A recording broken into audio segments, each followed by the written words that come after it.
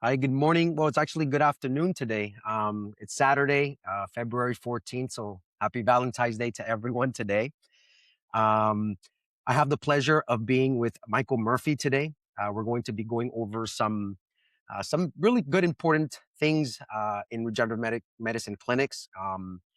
You know, and what are the major pitfalls that we see?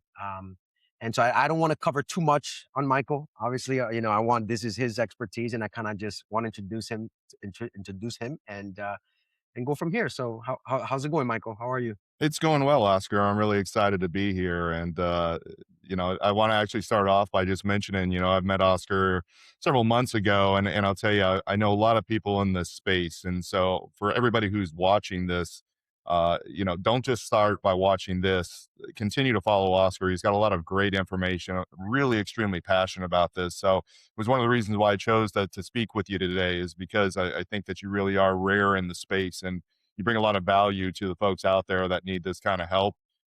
You not only bring great experts to provide great information, but you yourself are an expert in your own right in this space. So, I'm very appreciative to be here today.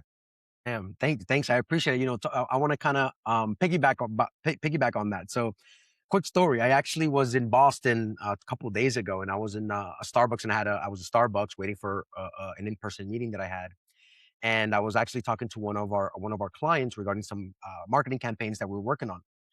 And I guess there was a lady next to me, and she goes, after I hung up after the meeting, she's like, "Hey, I want to invest in you." And I was like, "What?" Overall. And then I'm like, you're a medical startup?" And I was like, "Yeah, well, yeah." And I kind of telling her about what I do. She gave me her contact info. She's like, "You have a lot of passion. I'm gonna be following you." She told me so. Someone randomly, so I appreciate that.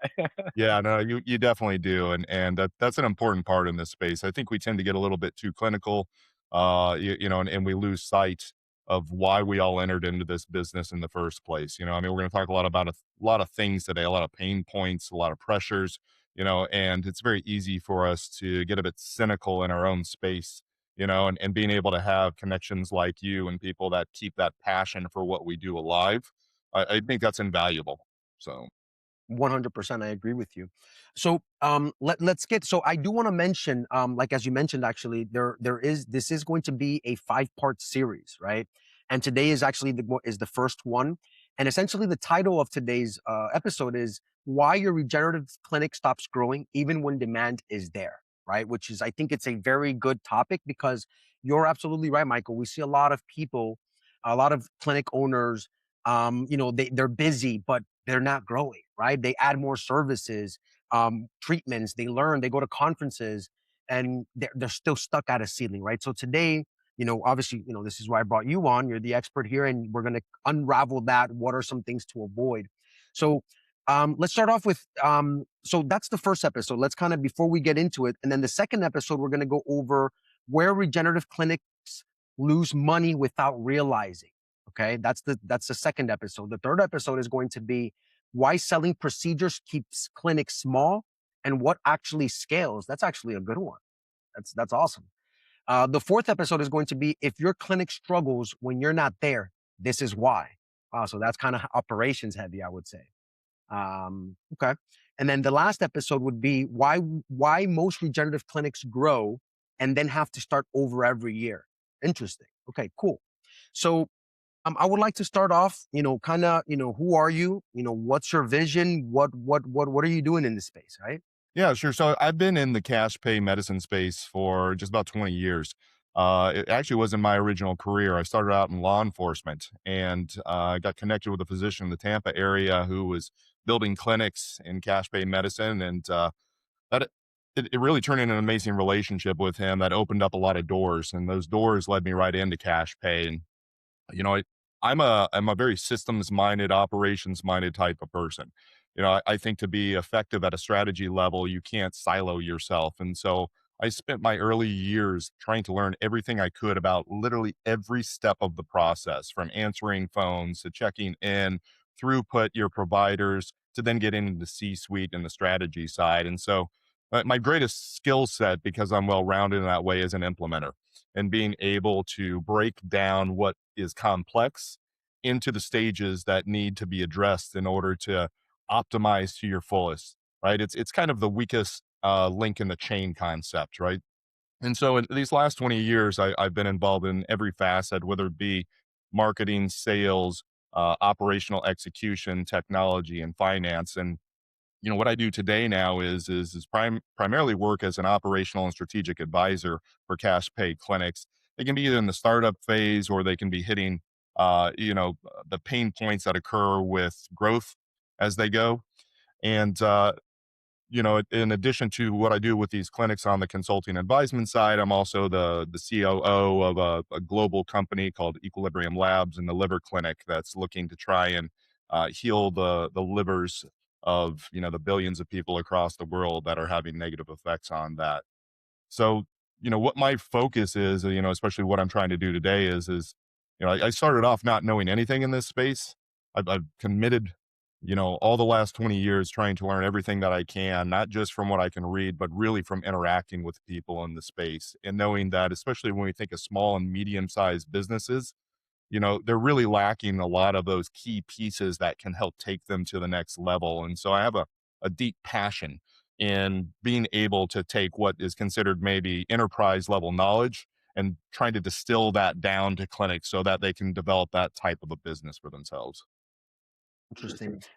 And I actually see that a lot. So you said an enterprise level approach, you apply that, you have that experience and you put that into a small, medium-sized business. And I think with technology, with AI nowadays, and with so many different, tools out there, it's been even easier and simpler and even more cost effective for small businesses to implement these types of systems. And they just think that, why I'm not that big of a company, why do I need some automations, why do I need to implement certain strategies or certain systems, right? But that's how you scale, right?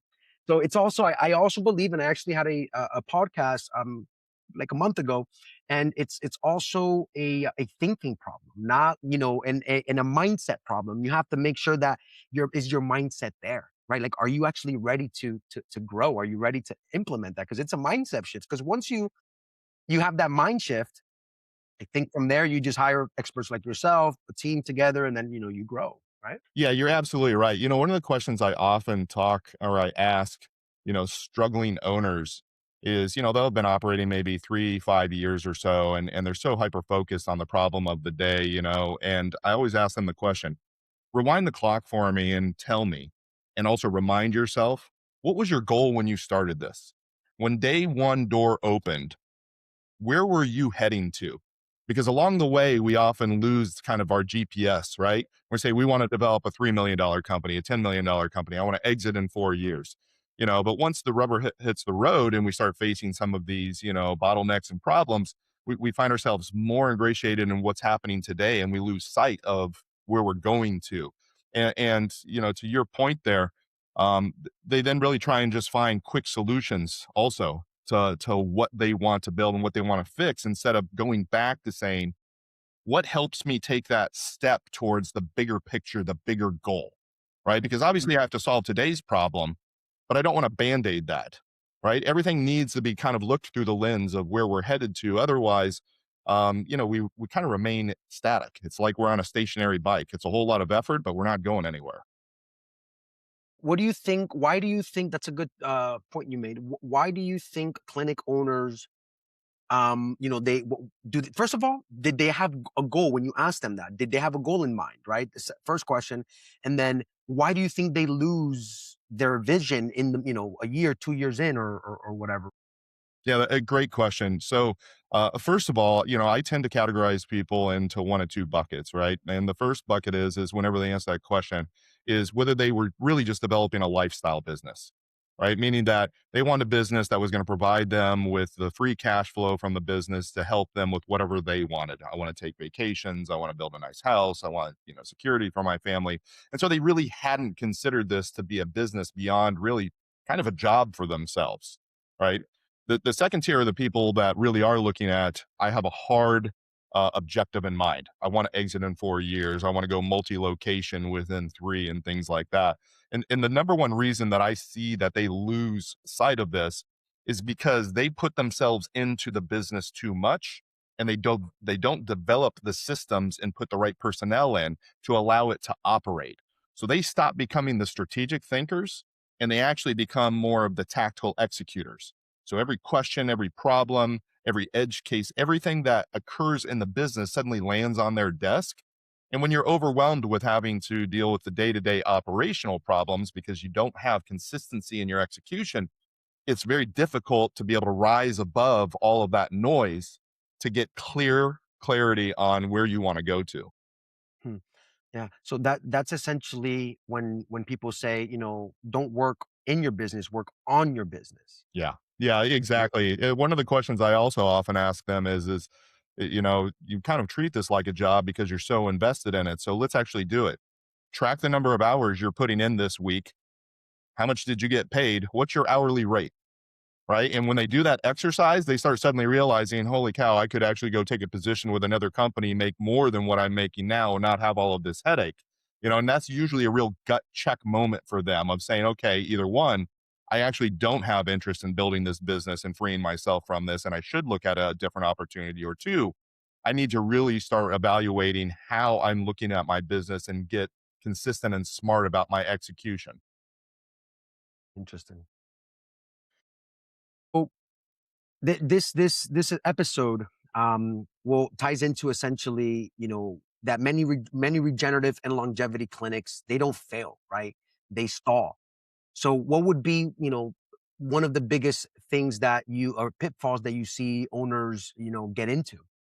Yeah, so to me, there are really five growth killers in the space, and we already touched on one, which is the owner bottleneck, and that really is a substantial one.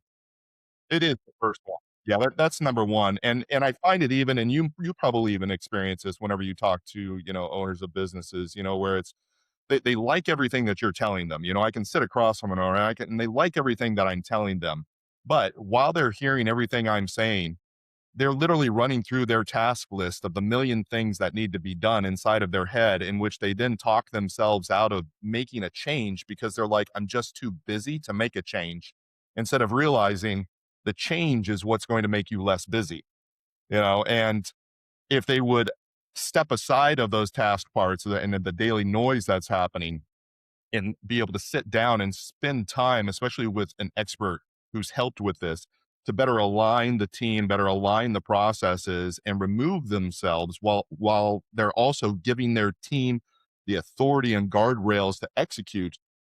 Once you free that bandwidth for yourself, I mean, we all know when our head is noisy, how easy is it to focus on any single thing? It's nearly impossible, right? So it's really understanding that if everything is leading back to you and every decision is leading back to you, it's going to be virtually impossible for you to step aside and be able to think strategically. The second one is that they tend to operate in a what I kind of call a Walmart fashion, right? Which is they want to be the one stop shop for everybody. So they're offering way too many things, and they haven't anchored themselves to one flagship. Because when you think about somebody out there, we put our marketing dollars to use and a lead comes in. Now, the first thing I ask owners to do is just go to your front office and just sit there and listen to your leads come in. And you'll hear it right away, right? You'll hear the front office person pick up the phone. And this is no fault of their own. This is a fault of them not having the correct guidance structures and scripts in place. But they'll pick up the phone and the person's asking for information. And what do you hear next? The front office person lists about 20 different things that we offer. We offer this, we offer this, we offer this, we offer this. And if you're on the other side of that phone, you're thinking, okay, what were the first three things? What were the next things? You're having to decide what to be aligned with. When you reverse the script and you actually spend time on those first calls asking the lead, tell me about what problem you'd like us to help you solve. Well, now I don't have to list the 20 things that we offer in here, right? I know the one thing that is the paired solution to the problem that they're telling me about. It's that flagship one, right? And it should be something that's got strong profit margins. You should be able to describe it in a sentence. If it requires a whole lot of language around it, that complexity is going to turn off somebody who's just trying to learn about you, right? You need to align it with what the person wants and ensure that they're hearing my problem is important and this solution is what's going to help me get to where I want to go in my life. And you also want it to be something that ideally um, gives the quickest results, right? Because if we can prove outcome quick, that provides every other opportunity for us to optimize them in all the other ways. So don't try and solve everything all at once, right? Solve an important thing, solve it quickly, gain the trust and confidence. Quick wins. Exactly. The third one is leaky patient flow. And, that occurs in the clinic in which they just don't have the systems and the processes to be able to, move the customer through a journey that ensures that it checks all clinical required boxes, but also it checks the boxes of what that patient expects and how it makes them feel that it's a rewarding experience. Oftentimes it's very fragmented and it's led by the line level staff. And what that does eventually is it makes it inefficient. And so if we're inefficient in how we're managing our patients, we're not going to have good follow up, right? We're not going to have good utilization of time for the encounters that we have with them. And eventually what those things lead to is attrition that escalates, but it also means that we're taking much longer in the clinic to deliver the same sort of value, which means we have less appointments available now. And if we go back to the concept of the lead, well, what does the lead want once we get them excited on the phone? They want to start today. And so if we're not having an efficient experience with that patient and we're taking up too much time, now we're telling them, I know you're super excited today, but my first available appointment is in 3 weeks. Well, now we just put them on a chill plate, right? And they're going to cool now for the first 3 weeks. And then when we look at why our no-show rate and cancellations are higher, we're going to think that that's something that has to do with marketing or bad qualification of lead. When the reality is we haven't effectively managed our schedule, right? So that we can ensure the best quality experience as quickly as possible for both the patient and us, so that we can see as many people as quickly and capture that excitement that they have. The fourth one is the capacity constraints, and that's I kind of blended the two there for you, right? And that capacity constraint is exactly that. We're taking way too much time with our patients, then we're not going to be able to maximize the number. And I'm not suggesting at all, I want to discourage my words turning into something that sounds like a volume place, right? We're not trying to do quick flips with patients. But I go into some clinics in which they have, 90-minute, 2-hour consults with patients. And the question that I always ask is, have you ever asked your patient when they left, what are the top 5 things they remember from that encounter? And then have you matched that with the top 5 things you want them to remember from that encounter? Because there will be a disconnect, right? People forget the majority of the encounter that they have with the medical staff, and the longer that those encounters last, the more that they're going to forget. So the question I then ask is what was the value? If they don't remember, but we took up their time, at what point did this not become value actually? Because they didn't get anything in return. We just took their time away from them. And so I think it's really important to align, our medical clinical requirements also with our patient support in a way that maximizes patient value in that experience. And then the final one is not having a scorecard, right? No accountability. What are we looking at every single week? If the only number we're looking at is revenue, we've got to understand that that's a really a lagging indicator, right? I mean, revenue is derived of what? The number of people we see, by the number of encounters that we have, by the amount of money that they spend on each encounter. That's all revenue is. It's 3 levers that get multiplied against each other. And when you drill down inside of each of those, that's when we can get to real tactical areas that we can measure, like our lead rates, our closure rates, our no-show rates, right? Our cart sizes, things like that, that allow us. Net profit.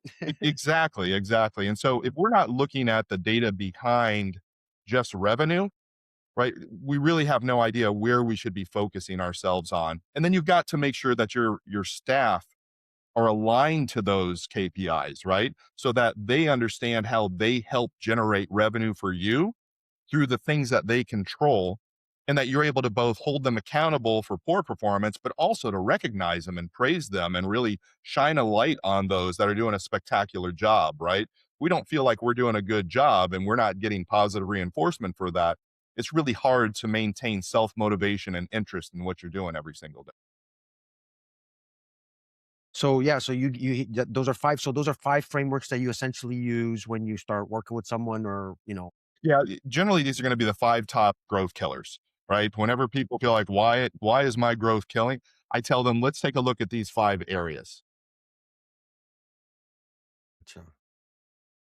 You need to trademark that. Growth killers, top 5 growth killers in medical. Yeah. Um, okay. So when they hire you, you start obviously first thing is you have conversation with them, you know about their business, who they are, things like that. Then when you decide, you hop on to like, okay, what are the 5 growth killers? What and then obviously we touched a little bit on the clinic owner, right? That is he's the bottleneck, right? And let's say I'm a clinic owner and I come we're talking obviously we start moving forward. What's a typical conversation, or how can get how do you help that clinic owner, right? So you went through them. I would like to kind of touch a little bit on Yeah, each of them a little bit. sure. And then kind of because I'm sure that those are 5 growth killers, that's a lot of value, right?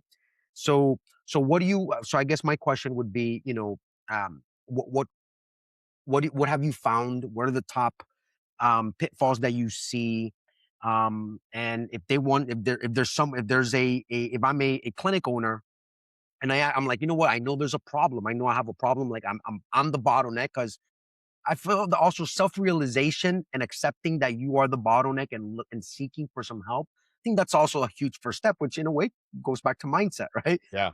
So I reach out to an expert like you. How does that, how does that go about? Yeah. So, usually when I engage with an owner, and if we identify that the owner bottleneck is the biggest problem, it starts, of course, with an interview, kind of like this, and really what I'm asking them to do is, let's reflect on what your day to day looks like, and I actually have them keep a log for themselves. I'm going to let you just spend the next 48 hours and I want you to literally track your time. Right.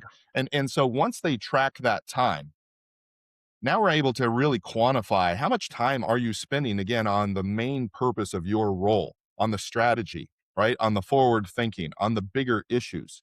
And when they start looking at that, most of the time they're spending 60% of their time or more on simple things, right? And a simple example is, you know, staff coming to you because they want to know, can I give a patient a discount? Right? So leads become this thing that we've got to convert, we got to convert, and they get pressure on pricing. And so what do they want? Patients are asked, or leads are asking, could I do it for this price? Is there a cheaper option? Things like that. And so they end up flowing to, the owner's door saying, I need to know what kind of pricing can I offer and things like this, right? And the owner does it all day long. Yeah, we could do this one for this one. We could do this one for this one. And what they're not doing is creating any process or system. They're just creating a dependency upon themselves. That if the person comes in and asks, they'll give them the answer. That's a very simple exercise. Usually within about 30 minutes, we can sit down and say, okay, let's go through every single one of your service lines. Let's talk about your profit margin. What's the lowest price that you would take for this? What's your standard price for this, right? Let's create the guardrails that we can then provide directly to the staff. So you have the confidence of knowing when they have somebody where there is pricing sensitivity, that they can work within this framework in order to be able to get that lead captured. And the reality is if they have to go below that, well, that's not the right lead for you, right? So No, we're going to you're take losing that money. loss. Yeah, we're going to Interesting. take And that then loss. and then the staff is not bugging them, they're not Exactly. interrupting them, they already know. And so that's a how often do you see that? It's almost with every clinic that I work with, to be honest with you. Wow. Yeah. I can imagine. I just kind of wanted to hear from you, but I would imagine that kind of sounds like everyone would do that. So setting up systems, a table saying, hey, for this, the lowest is this, but Yes. this. Gotcha. Yeah. I mean, and so something so simple and it's often overlooked, huh? Yeah, it absolutely is. And what's associated with that also is the financing aspect. A lot of folks will, have patient fi or a lot of these other, patient financing, platforms that they can use to try and provide, a financing option for patients. And they'll market it strictly on, a 0% interest for 6 months or something like that. But you can take it a step further, right? If you have a true program that you're offering, well, you know what your price is, right? Actually put that in a single sheet then. This is the price for it. These are the levels at which, if you're approved at, this is what your payment would be, and this is what interest looks like, right? Don't wait for them to go through the process. You're going to talk about price, put it literally in front of them so that, if it's a $2,000 service that you can give them 10 months of payment, you want to tell them, your problem is this. Here's how it's affecting your daily life. This is what your life will look like when you complete this treatment. And you can do it for as little as $200 a month utilizing this financing option. You've now kind of completed the entire story for them and connected problem, solution, future vision of what my life, the life I want, that I want to invest in, right? Not the laundry list of things that you do. I'm investing in the emotional aspect of what my future life is. And if you can make that number as small as possible for them and pair that up against the experience that they want to have, you're giving them equity in that experience because they're going to see the value they receive as being greater than the money that they're spending. Yeah. So in a way, sell the vacation, not the trip, right? Exactly. So that's why when you're on an airplane, they don't sell, that you're at the airport waiting, your flight Yep. gets delayed. No, they show the kids on the beach, right, drinking, sipping on a margarita, right? That's Exactly. what they're selling, right? Selling the outcomes, the results. Okay, cool. What's another? So that's a very bull not a hack, but bottleneck on pricing, and it's so easy. So someone can literally listen to this and be like, oh man, we need to start setting that up, right? Something so simple, it's powerful. What else do you see other like bottlenecks? What other constraints specifically on the clinic owner?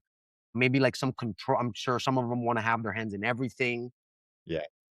and So, then I did wanted to touch something. Sorry, before we go into, so by setting that up, by what you said is that have something written out already, um, with the financing, how much they're going to pay, all that stuff. That kind of ties into your third, which is the leaky patient flow, mhm. which is essentially the patient experience, because you're optimizing that patient experience. Because think about it, instead of like you have, okay, this is the next step, like that flow, that journey for the patient is going to be so simple, and you're going to be prepared. You're going to show them charts. They're looking everything visually. I mean, you're enhancing the patient Yeah. experience already. So Yes. you're kind of with that alone, I believe you hit that. You fix the leaky patient flow, the capacity constraint. They're not going to the clinic owner to bug him for pricing, all that stuff, right? You're giving them value because essentially you're helping them, make smaller payments, seeing the outcomes, painting the better picture. And then in a way, you're also, the scorecard as well. Like you're actually able to see and keep track of the numbers, right? And all that. So just by that, you literally hit all five of them, right? Yeah, exactly. And when we talk about another bottleneck, the reason why bottlenecks even get created is generally because we haven't structured properly, right? And the number one area that I see that structure breaks down is in the roles and responsibilities of the team. Owners often do not consider themselves to be trainers, right? And so they hire folks to come in with the assumption that those folks will be able to execute. But What do you mean by that? Sorry, what do you mean by that? That they're not. They believe that they're not trainers. yeah, so if you talk in a real small clinic setting, where we don't have layers of middle management, the owners will tend to present themselves as the operator, right? They're an owner operator. Well, if you're an operator, that means you've got to be a trainer too. And the mindset isn't that they are a trainer, and it's not because they don't have that skill set or the ability to do that. It's because they really want to just be the owner, right? They don't want to be the operator, but they've taken that role on. If you hired an operator, what would your expectations be for an operator? They need to be able to train, right? They need to be able to create procedures and processes. They need to hold people accountable to that. They need to be looking for these bottlenecks and problems that occur. They need to have accountability to both the clinical outcomes, the patient experience on the customer service side, and then the financials as a result of that. But when an owner becomes an owner operator, they tend to thin the operational side of it to hold the ownership side. Well, and the gap becomes they don't put the systems in place. They don't identify the roles and responsibilities. So, they take a front office person, they put them into the role, but they don't literally tell them this is what your scope of work is. Instead, what happens is things pile up on plates, right? And they just keep piling and piling more and more. Owner gets frustrated because nothing seems to be getting done. But it's one of those kind of like where they're looking at the employee. It's like a Morgan Wallen song, where it's like they're the problem, but I'm actually the reason. Like Yeah. Interesting. Okay. So that's those are the most common bottlenecks that you see in clinic owners. The most common ones, I would say. I'm yeah, sure there's many. yeah. If I was to simplify it, the when it comes to pricing and discounting, it becomes a bottleneck. And what that really is it's not about pricing and discounting. It's about not setting up the guardrails and the processes to then give your employees the authority to make decisions independent of you, but still maintaining confidence that if they're operating within those guardrails, you don't really care what they do, right? Because you laid it out. As long as the job gets done and you keep it within these parameters, I can now be confident that you're doing what needs to be done. And I don't feel like I have to micromanage. I don't have to know and be the decision maker for every single one of them. You've already set those guardrails for them. Exactly. The other is again being very loose in the definitions of what you expect out of your employees and expect in the processes, and then not measuring them. And so what happens is you have the same problems that seem to pop up like little fires that you need to put out all day long, and we lose sight that if you were to measure the problems that you're encountering on a week, the second that you have a problem that pops up the second time, that's the time when you should start saying, how do I fix this problem instead of responding to the problem, right? It's reversing the mindset to where I'm not the solution to your problem. I'm the one who needs to create the process and the guidelines to solve the problem so that I don't become that bottleneck. And then the other one that you touched on again it's I hate the term micromanagement to a certain degree. It's real, but when you are an entrepreneurial type and you're a type A personality, you feel like the best execution of your business is your involvement in everything. But it's a very disempowering activity for your staff, right? Because it doesn't give them trust. It doesn't communicate trust to them that you're allowing them to do what they need to do. Once you thin their responsibilities, you actually find yourself losing really, really good people because really, really good people want more responsibility. They want more accountability, right? Because they want to be able to shine through. When we have too much oversight and too much interaction in the day to day, we're not just limiting our abilities as the leaders to execute. We're actually limiting the abilities of the staff and the people that we've trained to execute. Yeah. Why do you think those that are micromanager? I mean, I'm gonna admit, at the very beginning, I used to micromanage, but that's in a way I would say because I wouldn't trust the person. Like, it depends, right? I think so. When I first started doing marketing, as you know, regenerative medicine as a whole is a very highly regulated industry. Mhm.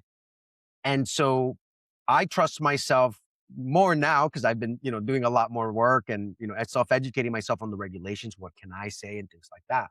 However, if I'm going to pass that message over to, if I'm going to allow someone else to do that content, then that's a little tough, right? So what I started doing is essentially what you were mentioning. Okay, what are some guardrails? What are some, you know, obviously and luckily with AI, right? We can set up a whole bunch of different GPTs. We can set up depending on which LLMs you use, large language model, Claude, Gemini, whatever you use. There's certain things that can make your workflow easier, right? And you can train them to do whatever it is that you need.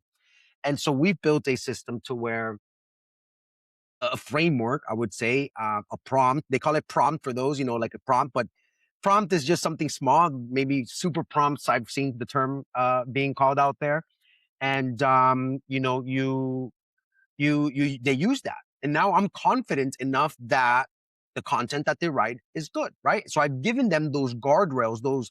So at the beginning, I started, and so what do you think would be so for a manager that is very micromanager, why do you think they are micromanager? Maybe they don't have systems in place that they have to. Well, what do you see? Yeah, so you actually touched on an important part just in describing your own experience, right? So Yeah. you said at the very beginning, you questioned your own trust in yourself, right? And what was the limiting factor was that you hadn't had experience. Okay. And so when we hire a new employee in, it starts from the very beginning about training, right?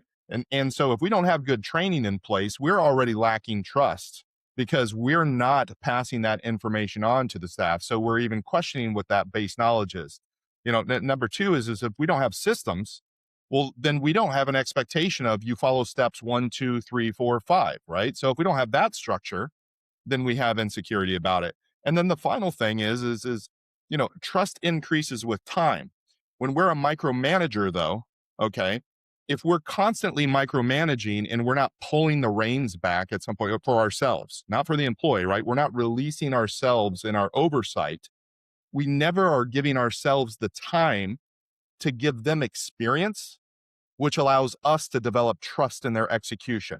We keep them small, we manage them small, and we never give them the opportunities to make mistakes so that we can correct and help them improve, right? And there's a deep seated perfectionist mindset that occurs in a lot of micromanagers, in which imperfection at any level is, a cardinal sin. And I'm the opposite, right? I want to be able to have good structures in place. I want to have guardrails in place. I want to have good training. I want to push my staff and my people to do the best that they can with confidence that any error is not critical, right? It's not going to put us on life support.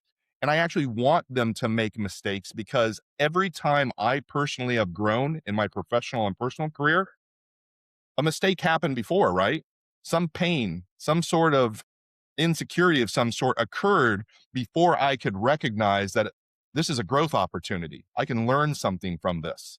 And when we're constantly creating this tight structure, it's not providing that employee even the opportunity to learn and develop trust in themselves because their experience is constantly being managed by somebody else and not by the freedom and independence of their choice. So it kind of works on both sides then. It feeds each other.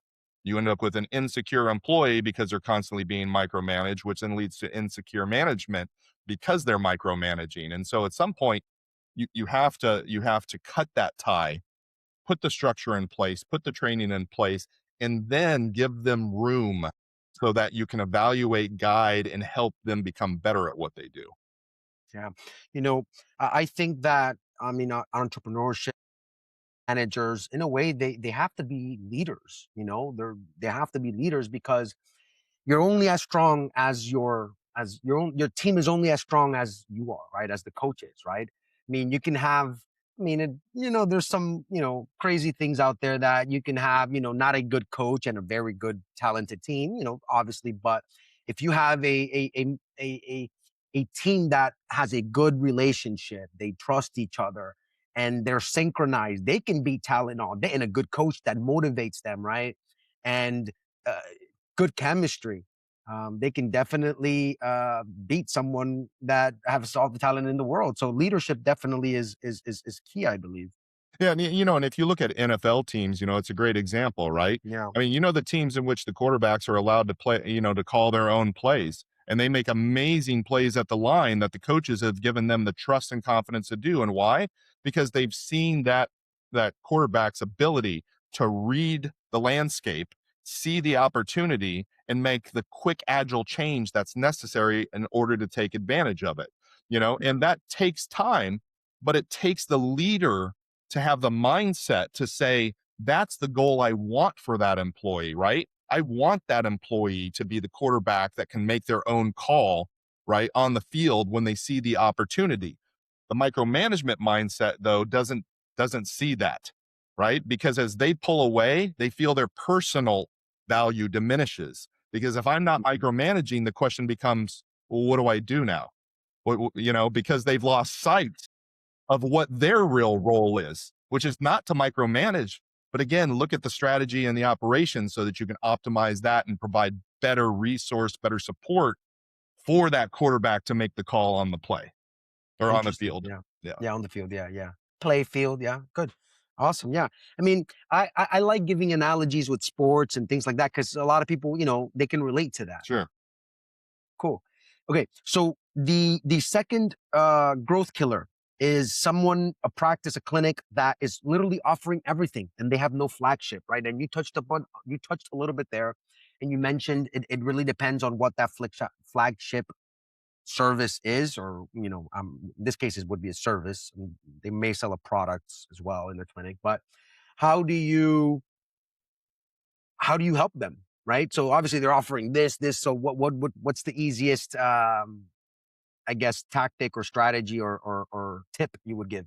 Yeah, I mean, the first thing they should do is they should run their revenue reports to see, what are their pillars of revenue, and you tend to find, the Pareto effect works, right? 20% of what you offer is generating 80% of your revenue, and so the additional things that you have are the minority in that place. Now, the next step that you need to take from there is you need to layer in profitability. What's my profit in these revenue lines, right?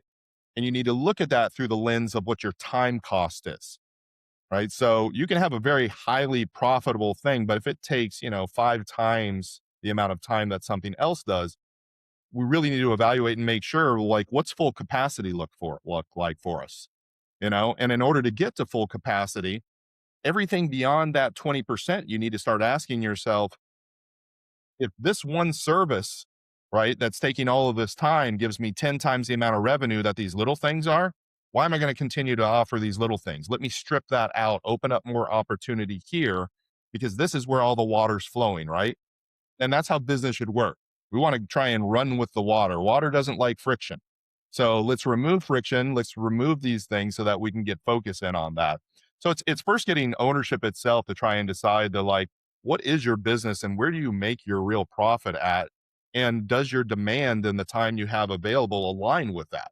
Because if it doesn't, we're putting a lot of energy in, low profit items. And that's very frustrating for staff whenever they're hearing that revenues are low, but they're working really, really hard, right? And it's because we haven't focused on the wrong profit channel to help the business out. In question, I think I'm going to challenge you on this one.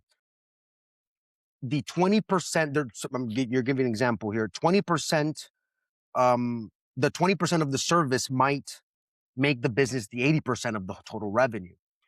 Do you have anyone tell you or push back on that and say, I don't want to put all my eggs in one basket and just offer this one flagship item, right? So do you get any pushback on that? Because what if, like, and it depends obviously on, I mean, on the location, the demographics, what that service is, right? So I'm sure there's a lot of different factors that go into you have to take into consideration. But what's your take on that? Yeah, no, I actually agree with that sentiment. Yeah, But yeah. and what I would say though is I would be more willing to say that my viewpoint here, my experience is wrong if you only offered like 4 things, right? Because if you offered 4 things and I tell you that 20%, well, we're essentially saying just one. But the majority of these places are offering 10, 15, 20 things, right? And their staff haven't been trained to know we only want to really bring a new lead in through these 4 ways, right? Because of every patient that comes to us as a lead, we need to be anchoring to what their number one problem is. I have low energy. I have pain. I have low sex drive, right? I have metabolic dysfunction. If you can distill down that every lead that you have that comes in has one of these 4 things, now we want to choose what's the service that we want to sell them that's connected to this. And most of the times, you might have 3, 4, 5 different things that you could sell to this one, maybe 3, 4, 5 different ones of this. How does your staff know which one to choose, which one to sell to them? When you know that this is the quickest way to a quick win, you know that it's highly profitable, you know it provides an outcome to this problem that that person has. Well, now we only have one thing to talk about, right? We don't have to talk about all the multitude of things that we offer. Why? We got down to one problem that the patient has that's most important now, and we know we can solve it quick, and we know that that's really profitable for us. We don't want them discussing kind of the downstream ancillary things that we could be attaching to it, because we want the patient or the lead to be excited that their main problem can be solved simply, easily. This is the path that we follow. And that gives them trust and confidence. When we start talking about a lot of, we could do this, we could add that, right? The way I just said it is the way I hear it in clinics. You know what you could do? Leads and patients don't come to us for what we could do, right? They know what they could do. There's a million things they could do out there. They've come to us for us to tell them what they should do. And we need to be able to tell them that based upon the outcomes that we see. And if we can't do that, then again, it kind of feels like, it's a create your own platform, where I'll take a little bit of this, I'll take a little bit of that, I'll take a little bit of this. That doesn't give people trust and confidence, because if the patient had the ability to make those decisions on their own, we wouldn't really have to be here then, right? They want our Yeah, expertise. They want clean guidance to a yeah. single solution. Yeah. So I'm the way that I'm looking at it is that the staff is and we know that it should be trained properly, right? So how important would you say that the front desk, the person picking up the phone, is to that clinic? It's extremely important. And unfortunately, it's usually seen by the clinics as one of the least importance. They'll hire somebody in and they'll be like, "You've answered phones in a medical clinic before?" "Yep." "Okay, let me show you how you schedule somebody. Here you go, sit down." Done. Yep. But no.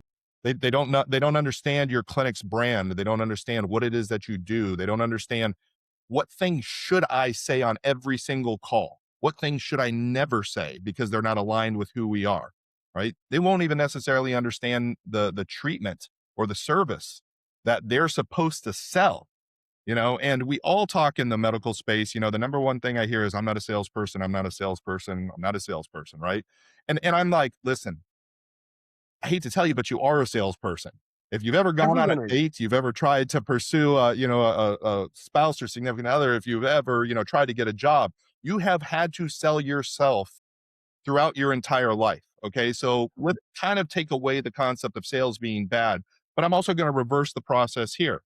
You're right. You're not a salesperson. What you are is an unbelievably focused problem solver, who your job is to try and investigate for this person the problem that they have and pair that with the best solution to solve that problem. That's your whole job. That's what we do in medicine, right? What are symptoms and these things that we're bringing? These are our problems. Why do we go to a medical person? We want the solution. So that's not a sales activity. That's confidence in our ability to execute on this treatment delivers this outcome. When we hear that you have that problem, we're excited to solve that problem because we know we do it well and we know what life looks like for all the success stories that we've had. Yes. Interesting. So yeah, I mean, and I asked you just because I wanted to hear directly from you because I agree. When you speak the front desk person or usually it's the person that's answering the phone call. I would say touch or the first So first piece that line. the first line of your clinic, right? Do they seem happy? Do they seem now Yeah. knowledgeable? Yes. Are they in a bad mood? Like, do they speak well? So absolutely, Yeah. it's very critical. We'll invest, $10,000 or more in websites and content and social media and everything else, right? As the very first impression that folks get of us. And then once they make a connection in our clinic, that value diminishes down greatly because we haven't invested that into the very first human to human contact point a person gets beyond digital. And that disconnect is extreme. It's one of the biggest things that turns a lead off right away because they build an impression in their head of who we are, right? So it's like watching your videos, Oscar, right? And hearing you and things like that. You put a bunch of content out on LinkedIn like you do, and you do it very, very, very well. But then we sat down here and had a completely different conversation, right? It would feel like we took a U-turn. Like, what happened here? So your digital presence, language, and the way it communicates to people needs to be mirrored by what their experience is once they cross the threshold of your door, right? And it has to happen when they pick up that phone and call you. If it doesn't, then we have to recognize that that person no longer is looking at the value of the website because it's been replaced by the thinness of the experience they had with the person on the phone. And what will that be? That'll be their last impression. And it'll probably be their last impression because they'll probably say, "Thank you, I'm going to talk to my spouse," or, "I need to think about it," and then they won't ever call again. No. So that's already getting into the patient experience, which is the leaky patient flow. And that one, I have obviously a lot of expertise on that one because it goes back to the journey, right? When they call, right? Marketing side. So I do want to, before we move on to that, because that's, I have a lot I would love to hear a lot from you there. The flagship. So you obviously, so that's the front desk, whoever's picking up the phone, whoever's doing that they taking that call. In a way, we agreed that, they're not a salesperson, but they're a problem solver, Mhm. right? And the person on the phone wants to know if you have the solution to that, right? And you are absolutely right about, oh, I have this, I have that. And even me, I've made the mistake early in my career to where I was offering all this, and then by the time I'm like, I just called you for this, and I'm like, I just want this. Like, I don't care. That's good to know, but I just want this. So essentially, looking at the revenue, looking at the profits, look at the numbers, and seeing where, and understanding your demographics. What are the most common problems that your patients are having, and creating a solution towards that, because you have that. Interesting. Yeah. And then obviously from there, you supplement it with other services and other things to just add on there. Yeah, yeah. I mean, once you decide your flagship, again, we want quick wins on that. We get the quick wins. We're not solving all their problems in that first treatment sprint, right? But and so from that point, once we get to that outcome, though, now we can go into almost the specialty, right? It's like we want to lose weight, but okay, we also know that we want to improve our physique and our strength and things like that. And so, maybe they're starting with a GLP and they get into this point and then they're adding some Moreland, and they try and do it in that kind of a two-step phase because the financial burden would be too great to combine them both at the front end. So it's thinking about the way to create long-term values. You have to create a customer journey, and you have to be able to think about what the process is, and it should always be we can continually optimize where you are today, right? We don't have to optimize it all at once. Let's Yeah. break it down No. into these systems and optimize them in a row. Yep. Well, going back to the quick wins, I absolutely agree, because if you give them that quick win, right, and they see that it actually worked, that it increased their profit margin, or they had a good month, or they're, that's going to be like, wow, okay, I only did this quick win, and they're going to be excited, and like, what else is new? What's another quick win, Exactly. right? And then those, essentially, the way I see it, they're going to be, they're going to stack up on each other, right? To a point to where, like, you look back 3, 6 months, a year, you're going to be like, whoa, like, I'm running, so totally agree with you on that. Okay. So we can agree that the front desk person is the probably the one of the most important pieces of in the staff. Yes. Yeah. Agreed. Right? Agreed. Yeah. Okay. So going back to the leaky, continuing moving forward to the leaky patient flow and the patient experience, I think that's a huge one, right?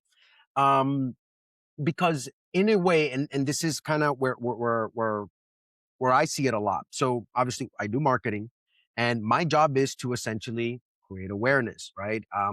Have people go to the, make phone calls, or um, go to the website, right, to book a consultation, whatever that might be, right?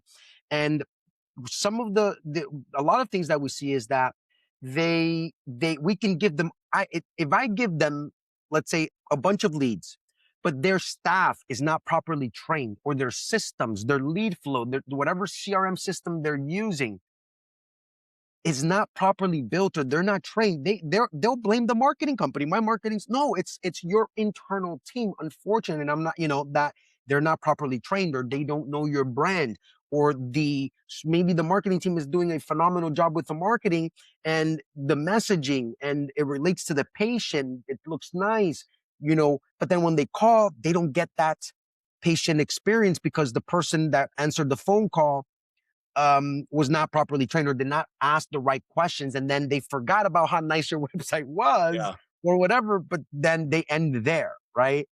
So 100% I agree with you on there. And internally, I guess, from the operations, what do you see off? Yeah. I mean, you're absolutely right there. That it starts with not developing a funnel to begin with, right? Yep. So your lowest performing ones, they essentially have their lead acquisition forms, online or whatever else. They go to a single email. It's not monitored regularly. They get to it in between all the other work that they have to do that day. You get to the end of the week. and owners asking, how many leads did we get? How many did we contact? How many did we schedule? And everybody kind of puts their hands up in the air and goes, oh, I'm not sure, and the answer is, well, why not? Well, I was really busy. And it's because of what you just said, right? If we want to get the most out of marketing, we have to make sure that we have the right process in place to make it convert. Marketing's job is to bring the lead. Your job is to convert the lead, right? And so if you're not converting the lead, it's not simple enough to go back to marketing and say you're sending me poor quality leads, right? That's smoke in the air is what you're putting there. You're not getting clarity on the problem. You're trying to distract a bit from, we're not doing a great job of converting here, and we're going to put this on marketing. And it starts with things like, what's your speed to lead? Your process is set up for you to be able to get that lead and respond to it quickly. If you want to be elite, you need to be getting to that call within 3 to 5, right? You need to be Three right. to 5 minutes. Yep. On top of it. Right. And they need to have a script, right? A lot of folks will say, okay, this is what we offer, and they put everything out in a very loose way. And don't get me wrong, I really do enjoy an employee who's highly motivated and very well educated, train them on what they need to know so that they can talk freely about something. These aren't who we're typically hiring, though, for the front desk. They want structure. They need structure because that structure gives them confidence, right? And when they have confidence, they speak better, right? They speak well, more informed, and the patient to lead hears that. So we've got to get a good speed to lead in place. We need to give them a good script on what it is that we do say, what it is that we don't say. We need to have that excitement and enthusiasm, and then we need to know what happens if the person says, I'll call you back.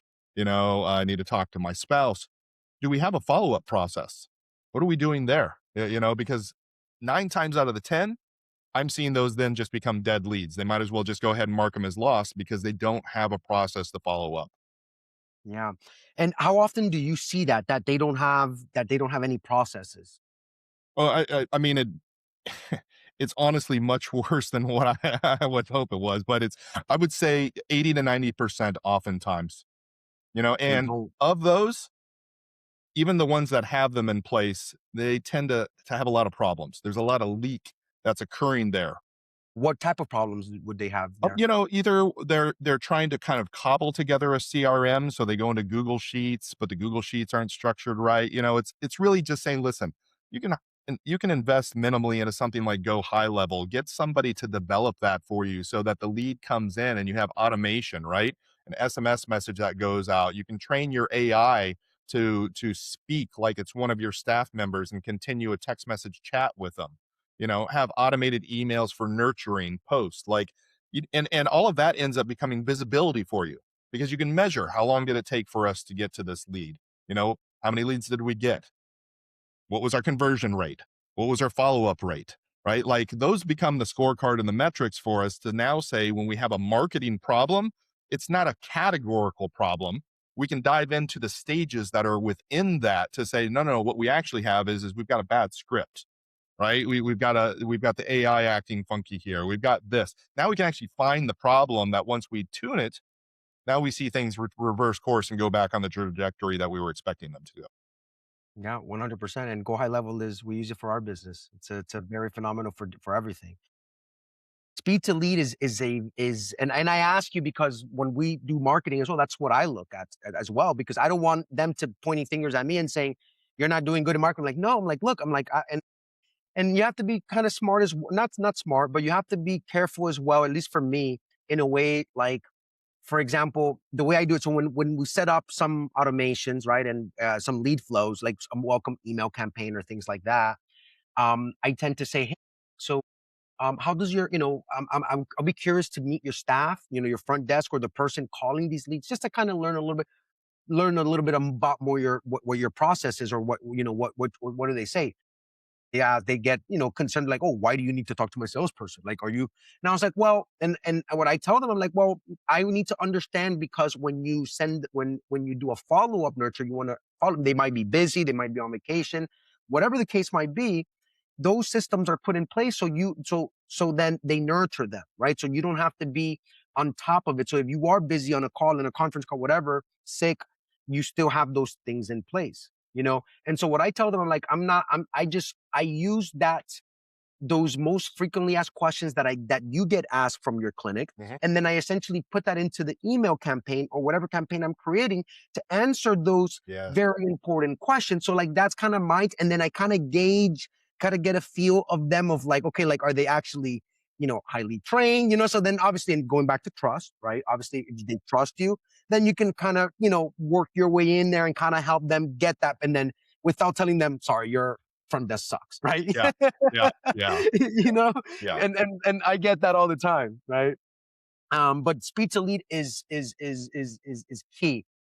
There was actually a study that I stumbled upon that I believe that 78, sort of like high 70, 78% of leads usually decide to go with that company, if for the companies that answer within 5 minutes or less. Yeah. Yeah. Because again, right? If we go back to, the qualifying a lead, right? Like, who are we looking for? We need to take that step inside of them though and go, what are they looking for, right? And what they're looking for is not a traditional medical experience, right? The traditional medical experience is I call and I can get an appointment in 3 months from now, right? I they pick up the phone and they put me on hold, right? It rings and rings and rings and I have to call back. You want to layer out for yourself, what is the most elite experience that I personally could experience if I was to call a clinic? What does that experience look like? Right? If I send a lead, how quickly do I get a follow up? How well informed are they that they can answer these questions? How do they get me excited about what it is that I'm trying to do? How much do they personalize what they're talking about so that it relates to what my goals are personally? Not like weight loss is a great example. We often ask, how much weight do you want to lose? I don't actually care how much weight you want to lose. I want to know the why you want to lose it.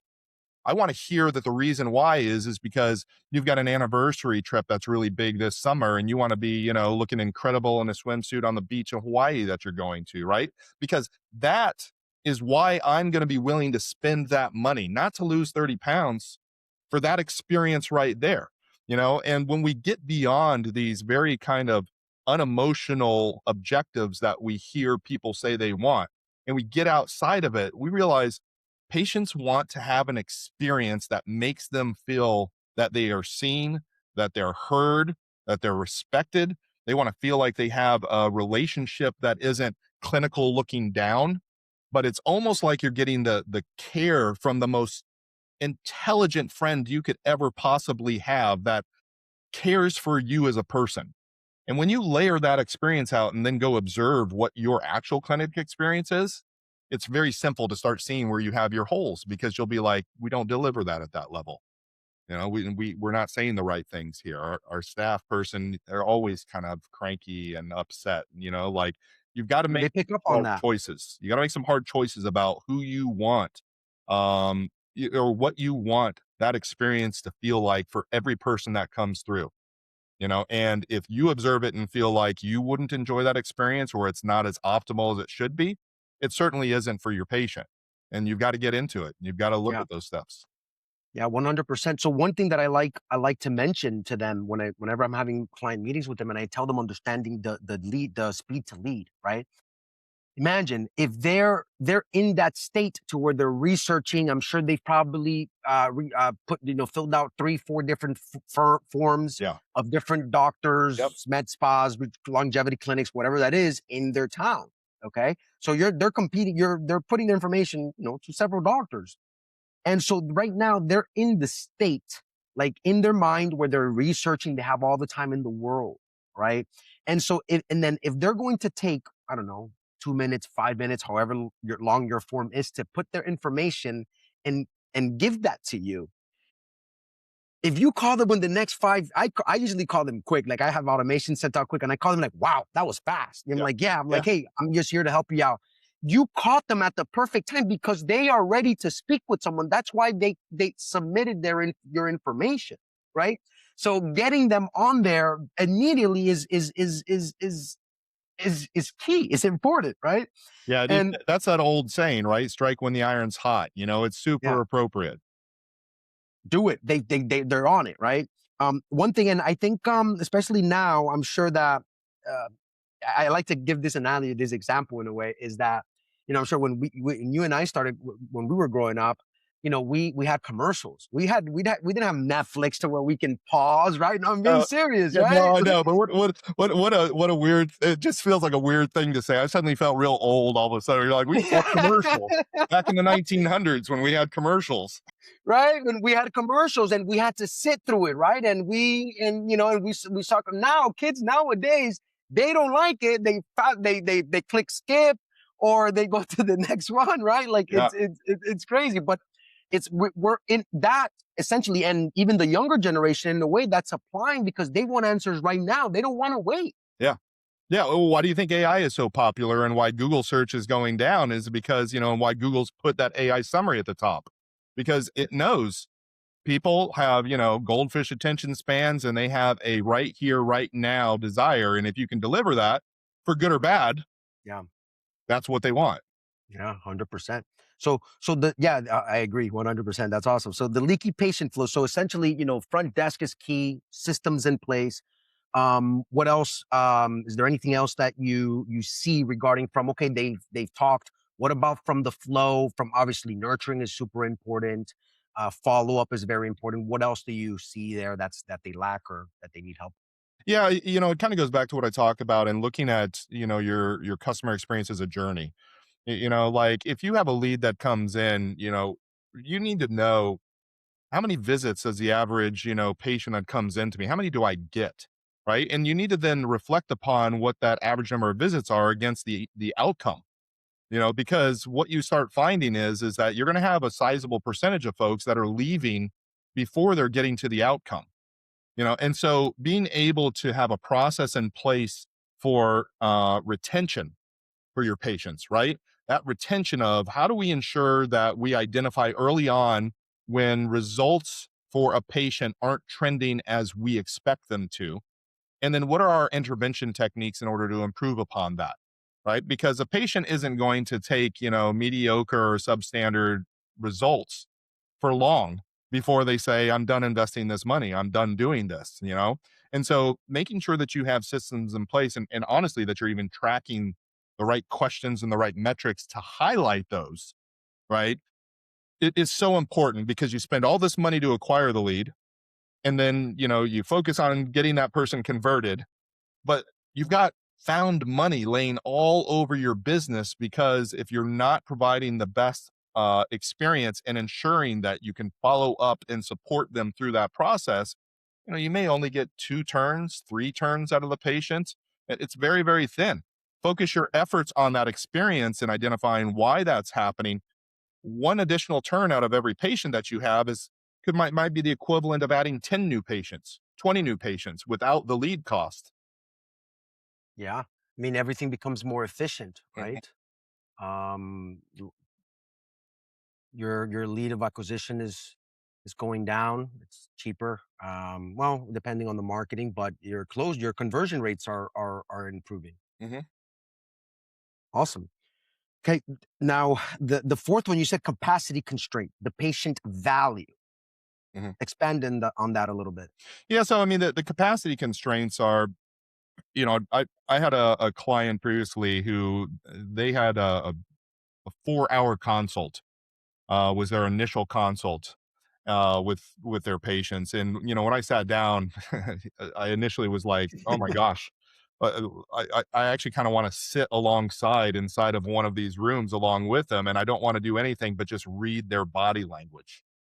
Because the fact of the matter is that um, there becomes a point in time where the amount of time that we spend with a patient no longer delivers value, right? It I agree. becomes something that is now a detriment because we're using their time without delivering more to them. And, those who are experts in the medical field, the thing that they love to do is to be able to communicate that expertise, right? And communicate as much of it as possible.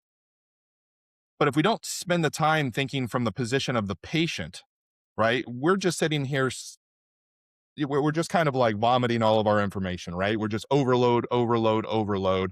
The patient's not absorbing much of it. If we get back to this is the principal problem that this patient has. and we narrow focus our communication, our expertise in a way that gives them the greatest value about that problem. Now we've been able to shorten how much time we're spending with them, but we've actually maximized the experience because the person's going to remember more information and walk away feeling like, wow, they spent that time with me talking about the biggest problem that I have, not this pocket of information, this pocket of information, and this pocket of information. So when we get more efficient in our communication and focusing on the problem. Now we can add more patient encounters, right? When we add more patient encounters throughout the day, now our speed to lead becomes even more valuable. Why? Because we have more openings, right? I can get you in sooner. I can get you in quicker.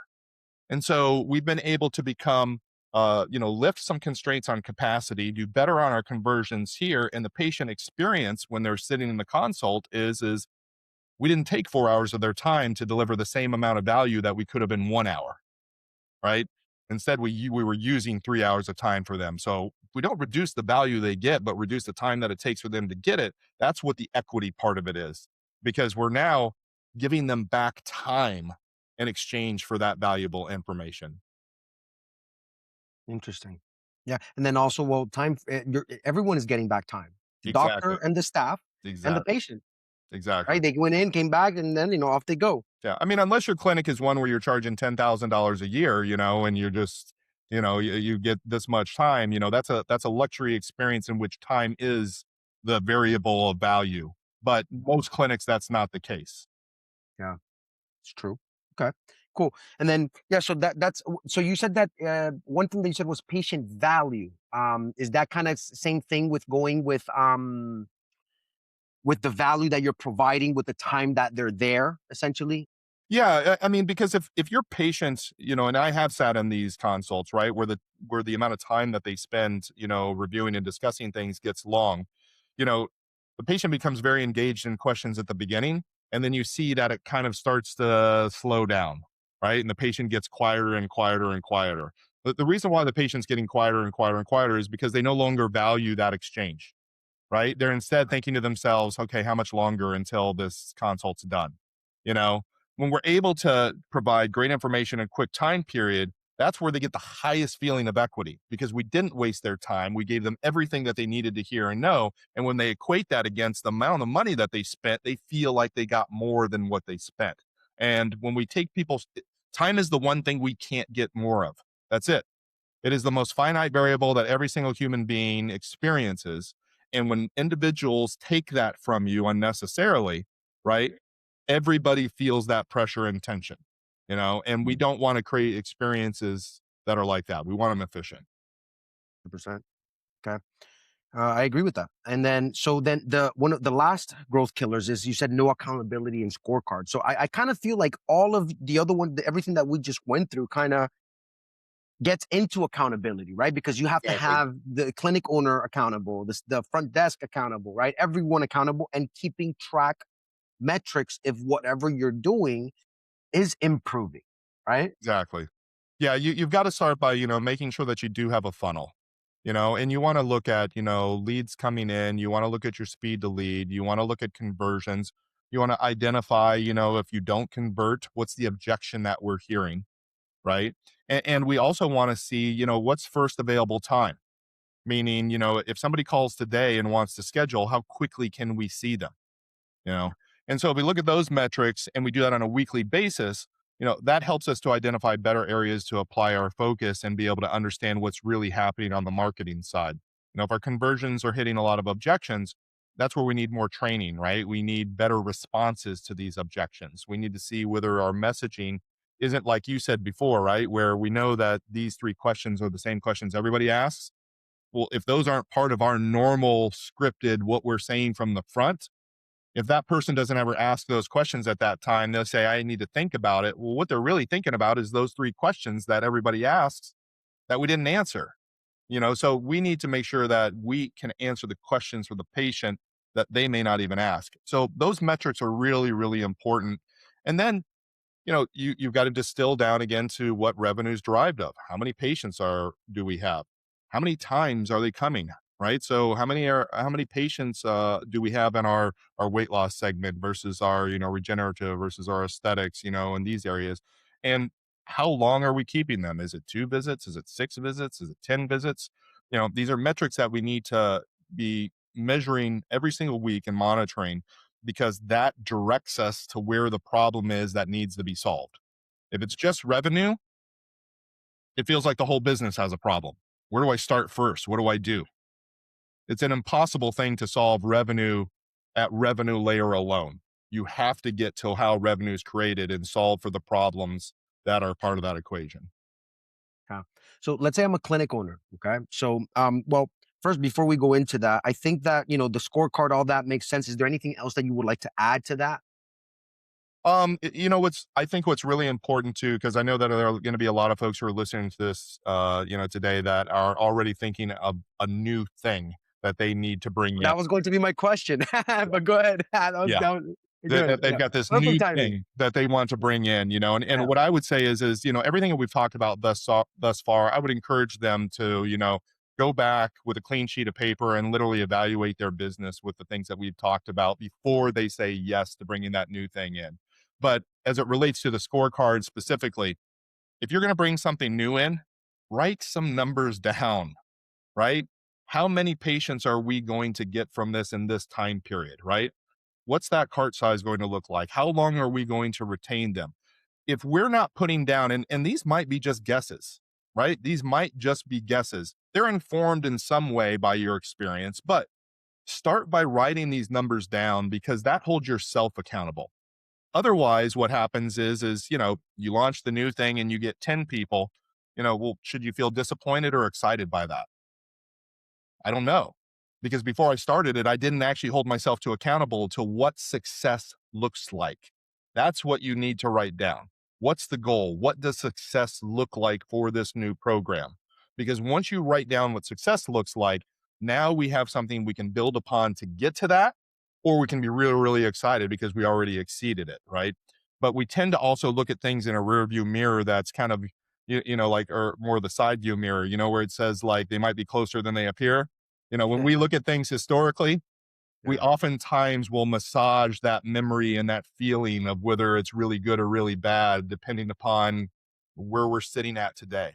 So I like to keep myself and businesses honest by saying, what is it that I'm trying to achieve today? I want to lay that out here, because when I look at this a month from now, 6 months from now, a year from now, I want to be able to hold myself accountable and say, did I achieve that? Or did I lose my path? Did I even forget that that's where I was going to? So I Interesting. think it's an important part of scorecard is that accountability side there too. 100%. So going back to, adding a service or a program. Um, so when would you recommend, like, okay, based on this, okay, I feel like this clinic is ready to add a new service or add a new program. Yeah, I think the core basics are ensuring that your process for your existing business is sharp and strong, right? Because again, a lot of times why we go and decide we want to bring a new service in is because it's just suddenly become popular, right? The popular thing gets attracted by a lot, the bells and whistles, the shiny baubles and things like that we chase. But if any of And revenue. exactly, the problem is that if we have leaks like we've described today already existing in your business, all you're doing is bringing a new thing into the same leaky system that existed before. So if revenue is truly your number one concern, fix the leaks in the business today with what you're doing, right? Before you bring the new in, because I can guarantee you that every single person who's listening to this that's brought something new in has observed what it's like whenever your business has a certain element of chaos and your staff are stressed because they're not trained, they don't have systems, they don't have support. And then you bring the new thing in and it falls flat on its face. Why? Because your staff don't see it as important. They don't see it as a core. They're like, I already have 100 problems I'm dealing with today. This just sounds like a new problem, and I don't have room for problem 101. So let's fix the leaks so that then there's actual organic excitement in the clinic about the new thing that's being brought in, because they have confidence that the systems are going to help them launch it, and it's not just going to create new problems and headaches for them. Interesting. Yeah. I agree with you 100% there. I mean, if you have to fix and get because, and what I would like to add on that too is that if you've already fixed that leaky system, you already have systems in place, processes in place, whatever new service you're going to bring in, you already have a framework, you already have a Exactly. system. Let's apply this that already works, and then it's going to be seamless. Your whole staff is going to go through it. They're going to and it's just going to be seamless, right? Exactly. You're 100% right. Yeah. That's exactly the reason why you do that. And it, and that's why it becomes critical, for owners to really get honest with themselves about where they're at. Because, this type of, true deep dive into your business requires a lot of honesty with yourself, and it's honesty in that you're responsible for a lot of what's happened here, and so you can either kind of find yourself getting mired in, the feeling of, being responsible for the mess that's there, or you can realize that just like you might be responsible for these problems, the next action that you take makes you responsible for the improvements too. So why wouldn't I want to move myself from a position of feeling chaos and frustration and uncertainty about my next decision to fixing those things? So now I'm the person who delivered clarity and confidence, right? And consistency in how we execute. Yeah, 100%. And then everyone's on board. Just everything Exactly. goes easy from there. So, one last question that I have for you is, what are some early signs that a clinic is approaching a stop point? Like, what are, like, once you start seeing, like, for example, like, okay, you're working with them, or maybe what to look out for, right? That they're gonna get into, like, they're getting into a trap again, right? What are some early signs, and what would you recommend? I'd say the biggest early sign is absolutely on the marketing side is what you're going to see, right? And what it Mhm. is uh, a a lot of the clinics that I work with, especially with the advent or the I guess velocity and adoption of telemedicine, have found themselves having to discount, right? And the discounting leads itself into a race to the bottom of the barrel. And because they feel like they need to compete with telehealth, and telemedicine in these spaces. And the reality of it is that when you create a program that provides value and support with the patients and it envelops everything that you have, right? And you attach the human element to it, telemedicine can't compete with that, right? They're apples and oranges. It's an asynchronous activity on the telehealth side of things. It's thin, it's cheap. You want to create the highest valued experience that you can. And so when you start to do that discounting because you think that's the best way to convert new leads, what are you doing now? You're thinning profit margin more and more and more to create more leads or convert more leads. Well, what does converting more leads do? It's making you busier. So now you're defining success through the metric of busy with reduced margins. So whenever an owner starts feeling like, they're having to change pricing dynamics and that they're getting busier, but their profit margins are shrinking, it is the number one red flag that should scream in your ear for days and days without stopping until you decide I need to take a step back here and look at what's happening with this business better. Because discounting shouldn't be the metric for conversion if you haven't focused on the things we've talked about today about how to convert better by training and systems and a great CRM. It's a cycle, right? Because now if they don't have that system, the front desk or the staff is going to go, interrupt him. He's not going to be working, on the business. He's going to be working in the business. He seems busy.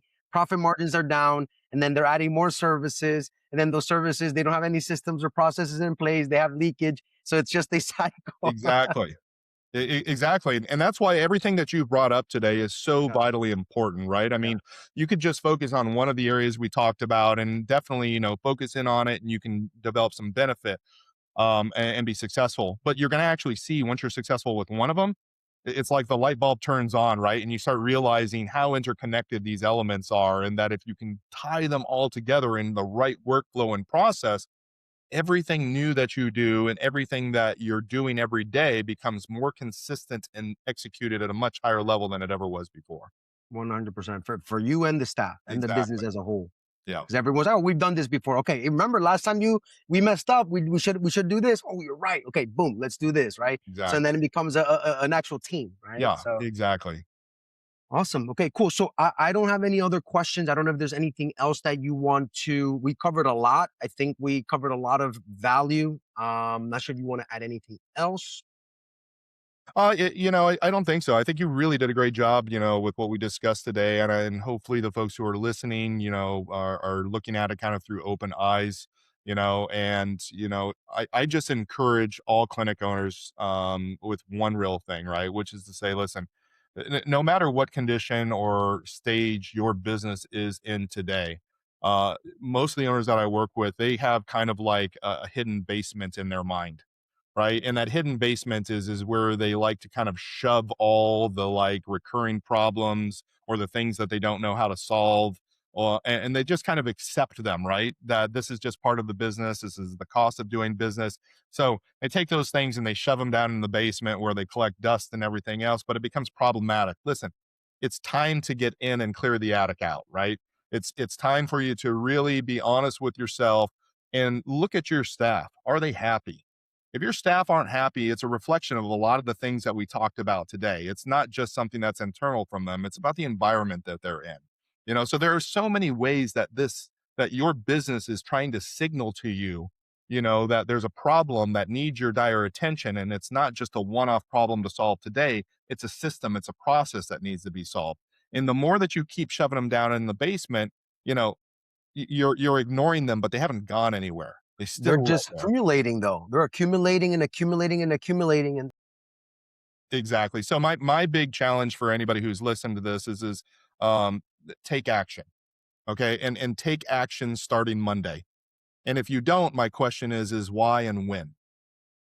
Right? Because there's not going to be a better time to start than when you know that you need to. And if anything today resonated with you, then you know you need to.